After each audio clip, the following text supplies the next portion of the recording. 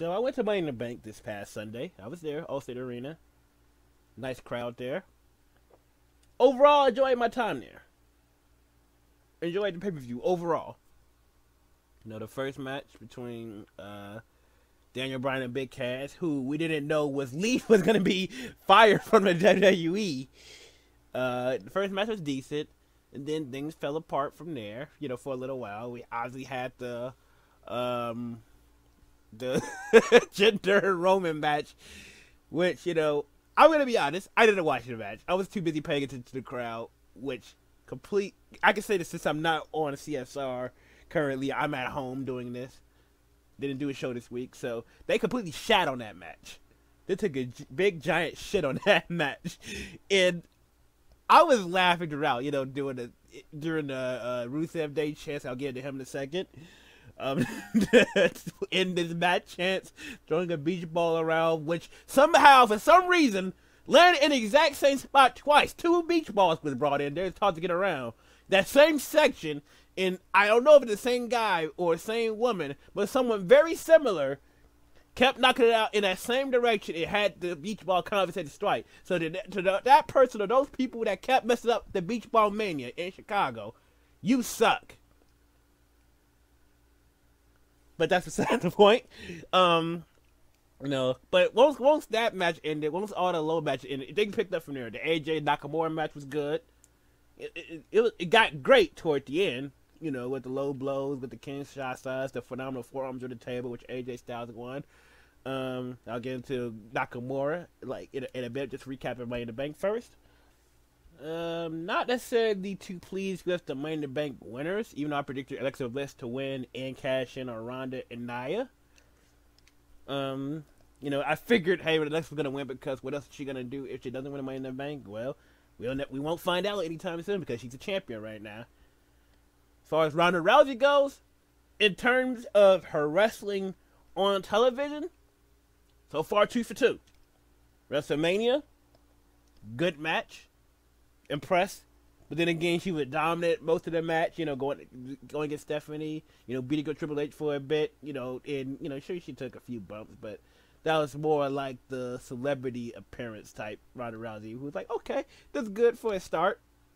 But this match against Nia Jax, excellent job selling, which I didn't expect to see that much of. I didn't expect to see that much of Ronda Rousey selling. She made Nia Jax look like $1 million.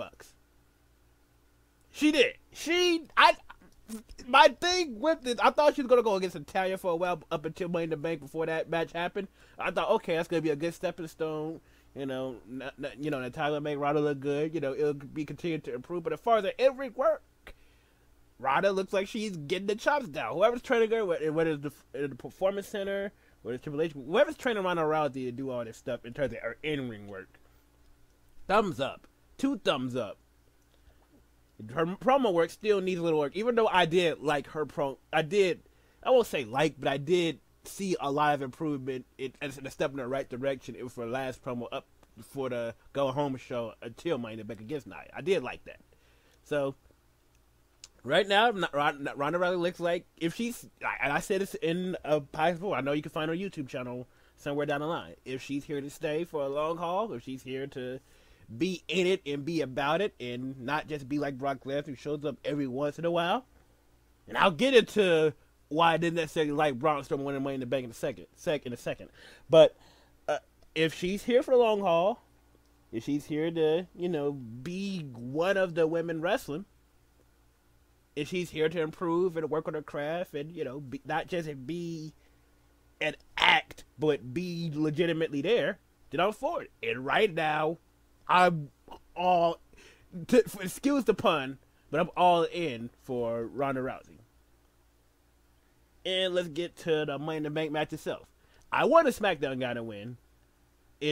I like Braun Strowman a lot. I do think he should be champion. I do think he deserves to be champion. However, I don't like the fact he won Money in the Bank. I don't like the fact he's Mr. Monster in the Bank. I don't. I had some time to think about it. I don't like it. I do not like it. Simply for the fact that, not because Braun doesn't deserve it, but I wouldn't have been happy with any guy from Raw winning the Money in the Bank because of the Brock Lesnar aspect. The Brock Lesnar aspect, the fact he don't show up, maybe he'll be there for SummerSlam. I think he's gonna be there for SummerSlam. I think, and you can correct me if I'm wrong in the comments if somebody actually watches this, but I think the winner of the Extreme Rules Battle Royal or Gauntlet match or whatever the heck's going on, gonna go against Brock Lesnar at SummerSlam. Meanwhile, on SmackDown, we already know who's gonna go against the WWE Champion because the WWE Champion actually shows up. And so it would have been a nice little twist to have someone for SmackDown win the briefcase. So, hey, you know what? AJ Styles could lose the title at any given moment on any given SmackDown tape. Or not title, SmackDown's live now. But any given SmackDown, any given pay-per-view is a chance that AJ Styles could lose that title and not to his opponent. It could be somebody with the briefcase. But we don't get that. We don't get that shock value. Even though we did get kind of a shock value in who's AJ Styles actually facing at Extreme Rules. But we don't get that shock value with the Raw Universal title. Braun doesn't need it. If we wanted Braun versus, if I understand Roman is the big deal. I understand Roman Reigns is the guy that's always going to be facing Brock Lesnar. He's been complaining about the whole Brock Lesnar thing since Saudi Arabia, since that bad finish in that cage match. But we all know that Braun is either going to cash in on a weekend Brock, which would not necessarily make sense, or Brock's going to say, hey, Brock's here, I'm going to challenge you for the title. So it's kind of predictable because Brock Lesnar doesn't show up. So what he does is obviously going to be a cash in. It's obvious. It's right there. And it's stupid. And Brock Lesnar already showed up, so it's not the surprise. Money in the Bank cash is supposed to be a surprise. It's supposed to be a surprise, or even if we see it coming, we don't know for sure it's coming. With this Brock Lesnar, we know it's coming. And Braun's probably going to say, I want you in a one-on-one match right here, right now, whether he's weekend or not, because Braun Strowman's a badass. And we could have just had Braun Strowman versus Brock Lesnar at SummerSlam in general without the need of a cash in. So, him winning the Money in the Bank contract does nothing for Raw, and nothing for Braun Strowman, really. So I'm not a fan of that. I'm not necessarily a fan of how Asuka lost to Carmella either. With the James Ellsworth thing coming back. Like, I'm not necessarily a fan, but at least I get it. Like, I get it. I don't like how Asuka is taking L's left and right now to Carmella. to just being, she's looking like from an undefeated monster to just another woman on the roster. And how he just stood there when James Ellsworth winked with both eyes, which, to be fair, I can't wink either, so I'm not even going to fault James Ellsworth for that. He can wink better than me, to be honest with you. But I don't, like I said, I at least get it because Carmella is good enough as a heel, but even better with James Ellsworth by her side.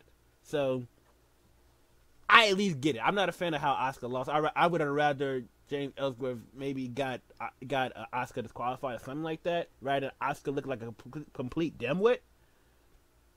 I won't say Asuka is ruined, but that mistake about her has definitely been damaged since WrestleMania. As far as Raw and SmackDown goes, Raw, I guess, Sasha and Bayley's interesting, even though it's way too, I won't say late, because I'm still invested in it. But it doesn't have the same impact it could have had this whole breakup and beatdown been done many months ago. Not a fan of that. Like, again, to talk about Raw Money in the Bank. Seth Rollins lost the title to Dolph Ziggler. I would love to see a Seth Rollins Drew McIntyre feud. I would hope that comes in the near future. I would think that would come in the near future. I would love that coming in the near future. I am looking forward to Dolph Ziggler versus Seth Rollins, though. That's going to be a good match. But I'm hoping it does lead to Seth Rollins going against Drew McIntyre. Maybe he gets involved, Extreme Rules, Seth versus Drew McIntyre. Probably Drew McIntyre gets the win. Seth Rollins looks good in defeat and moves on to the main event roster once again because he deserves to be, and he's one of the best, if not the best on Raw. The most overact on Raw besides Braun Strowman. Ronda Rousey had a great segment with Alexa Bliss. beat up everybody. Got suspended for 30 days. Great way to write her off. Power bombing Alexa through a table. She is so great. Ronda Rousey gets better and better and better each time she's in the ring, and she's learning. You can see the improvement each week. You can see the improvement. You can see it. Her, like I said, her promo skills and talking skills in terms of WWE stuff needs to work, but in terms of physical activity, you see it. And I look forward to her just about every time she's on Raw, doing some kind of wrestling rather than talking. And I'm not gonna completely shit on her talking in general. I feel like that can improve too. I feel like it can improve too. But again, Ronda Rousey, we'll see you in 30 days, or as of this recording, let's see, Tuesday, Wednesday, Thursday, 27 days. 27 days. We'll see you in 27 days where Ronda Rousey will be back. SmackDown goes. Nakamura and Jeff Hardy rivalry for the U.S. title? Yes, please. Love the face. I didn't necessarily understand what Jeff Hardy was saying, talking all these words and things like that. Weird promo. Jeff Hardy's not much of a talker. But hey, it leads to Jeff Hardy versus Nakamura rivalry. I'm liking it. I would say I'm loving it, but I'm not sponsored by McDonald's. Sponsor me. Looking forward to that. The Gauntlet match. Gauntlet matches are usually fun. WWE has learned that this year. I just hope they don't run it to the ground. But so they're 2 out of 3. I say 2 out of 3 because obviously the one on Raw in February was really good. The women's one they did on Raw was alright. This one was really good. We got Joe versus. We pretty much had a Samoa Joe versus Daniel Bryan match. Daniel Bryan versus Big E match. Both very good. The Miz took the cowardly victory over Daniel Bryan after the Bludgeon Brothers attacked him. Which apparently that's going to be a feud now. I don't know how to feel about that, but okay, I guess I'll go for it. And then the shock of the century. The shock of a lifetime. Rusev actually gets a WWE title match. Holy crap! We're celebrating Rusev Day. You see, I was watching the match. I was like, all right, someone's gonna cheat Rusev out of this opportunity. I'm mentally preparing myself for this. There's no way they're gonna do this. There's no way they're gonna let Rusev get a WWE title match. You guys are gonna do the face versus the heel thing with AJ Styles Miz, which again I wouldn't be mad at. I would like that. I wouldn't have no problem with a Miz versus AJ Styles feud. But the fact that Rusev actually had the WWE title opportunity, his first, shocked the hell out of me. It's well deserved. And how many times have us as fans said, Rusev deserves better than this, than the crap they're giving him now. He's never going to get a WWE title opportunity. It's going to be nothing. It's not fair. He needs to take his talents elsewhere where they'll appreciate him. We thought he was going to leave after he literally got buried by Undertaker. We thought, we heard rumors around it. We heard plenty of rumors about Rusev being in a doghouse. Vince not believing him, all that stuff. And maybe that's still true. But for now, we're celebrating Rusev Day. He gets a WWE title opportunity at Extreme Rules. He's not going to win. But I am looking forward to it because Rusev finally gets a title match he deserves. Unfortunately, he's not going to defeat the phenomenal one, AJ Styles. Which is okay. But well deserved. Gonna applaud SmackDown for once again doing much more better storytelling than Raw does. But that's it. That's it for me. See you guys next week. I'll be back on the show unless something happens. Bible Show, Wednesdays, 10 a.m. to 12 p.m. Central Time on ChicagoLandSportsRadio.com. I'll see you guys then. And happy Rusev Day.